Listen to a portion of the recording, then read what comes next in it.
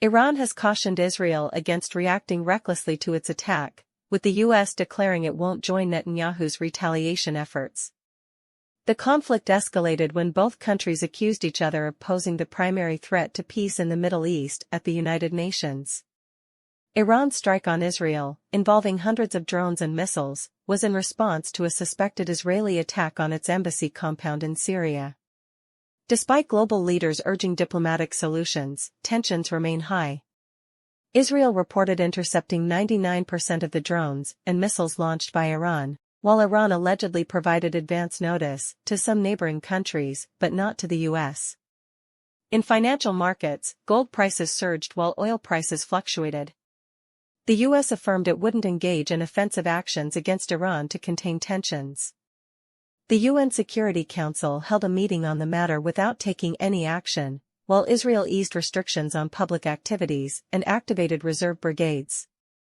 G7 countries condemned Iran's attack, and other leaders called for de-escalation to prevent further violence. Hezbollah praised Iran's actions, signaling a new phase in the conflict, while India emphasized the importance of restraint and de-escalation. Both Iran and Israel have been on a confrontational path, particularly since Israel's conflict with Hamas in Gaza. Israel's response to Iran's drone and missile attack includes a vow to retaliate at the appropriate time. Benny Gantz, an Israeli minister, stated, "We will build a regional coalition and exact the price from Iran in the fashion and timing that is right for us." Iran's attack, launched as a revenge mission, aimed to escalate tensions in the Middle East towards a wider conflict. Despite Iran's claim of launching over 300 missiles, Israel asserted it intercepted most of them. Iran purportedly notified neighboring countries and the U.S. about the attack 72 hours prior, according to Iran's foreign minister, but the Biden administration denies receiving such notice. Turkey acted as an intermediary, communicating with both the U.S. and Iran before the attack, with Iran stating the attack was in response to Israel's actions against its Damascus embassy and assuring it wouldn't escalate further.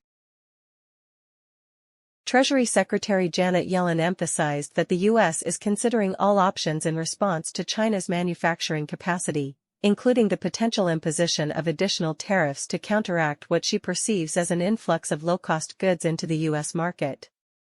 During her appearance on CNN's Fareed Zakaria GPS, Yellen expressed concerns about potential surges in Chinese exports, particularly in sectors where China has significant overcapacity. She stressed that this issue is not just a concern for the U.S., but also for other major economies such as Europe, Japan, and emerging markets like India, Mexico, and Brazil. Yellen's recent visit to China involved addressing what she views as unfair economic practices, including alleged mistreatment of foreign companies operating in China and market distortion through subsidies.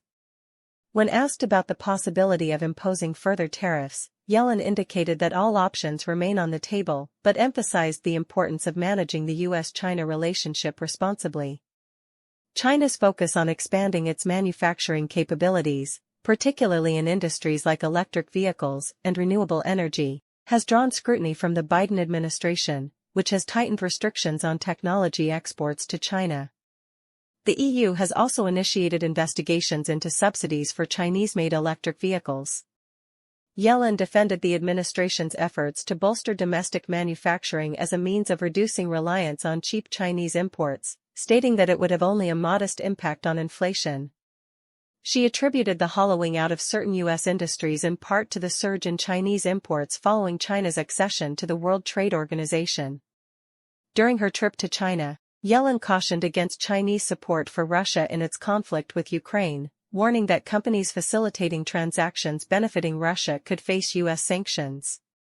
There have been reports suggesting China's provision of military-related components to Russia, prompting U.S. scrutiny and warnings to allies about China's involvement in bolstering Russia's capabilities. Yellen made it clear that the U.S. will not tolerate violations of its sanctions by Chinese entities aiding Russia and that there will be consequences for such actions. The U.S. Treasury is investigating companies, both domestic and foreign, for potentially supplying goods to Russia in violation of sanctions, although China denies seeking to benefit from the conflict in Ukraine. A devastating landslide in central Indonesia has claimed the lives of nearly 19 people, with 2 individuals still missing, according to local authorities.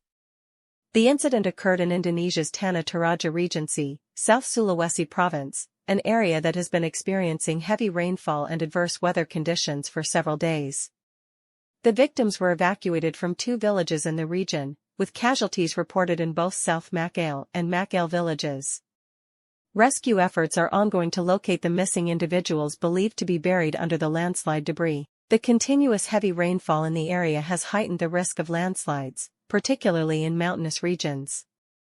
Indonesia, prone to such natural disasters during the rainy season, faces exacerbated risks in certain areas due to deforestation. This tragedy adds to the toll of recent weather-related disasters in the country, including flash floods and landslides on Sumatra Island last month, which claimed the lives of at least 30 people, and a catastrophic landslide and flooding near Lake Toba in December of the previous year. Philippine President Ferdinand Marcos Jr. has raised concerns about a supposed gentleman's agreement between his predecessor, Rodrigo Duterte, and China regarding the South China Sea dispute. Marcos, speaking in Washington, D.C. after meeting with President Biden and Japan's Prime Minister, emphasized the need for transparency regarding the agreement, which he believes was kept secret from the public. Under Marcos's leadership, the Philippines has been asserting its claims in the South China Sea, notably maintaining an outpost on the Second Thomas Shoal. This stance contrasts with Duterte's approach, which leaned towards closer ties with China. Duterte claimed that the agreement aimed to maintain the status quo regarding the outpost, denying any concessions to China. Tensions between the Philippines and China have been fueled by Philippine military missions to resupply troops on the outpost, leading to confrontations with Chinese vessels. The Chinese embassy in Manila acknowledged the agreement's role in maintaining peace but criticized Marcos for discontinuing its adherence, alleging increased volatility in the area since then. In response, Duterte accused the U.S. of exacerbating tensions in the South China Sea while insinuating that Marcos is serving American interests. Meanwhile, Marcos has bolstered defense ties with the U.S. and Japan, emphasizing the importance of a trilateral agreement to reshape dynamics in the region, particularly in the context of the South China Sea. Stay informed and entertained with NewsNook. Like, share, and subscribe for more.